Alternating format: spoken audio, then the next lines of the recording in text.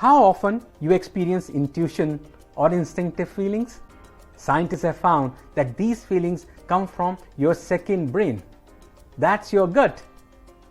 Your gut not only helps in digesting food, but it also contains a complex network of neurons. Hormones and bacteria in your gut plays a key role in gut and brain interaction. Also, the feel-good neurotransmitters such as serotonin and dopamine, which influences how you think and feel, are made by your gut. That's why people often quote, "My gut feeling says," or "it takes a gut."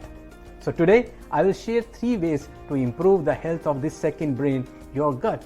1. Eat healthy. What you eat and drink directly affects your gut and brain health.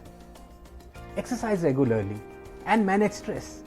Long-term stress physically alters your gut microbiota, causing indigestion, bloating, pain, or constipation. Practice mindfulness. Mindfulness is a great tool to improve your gut health and nervous system.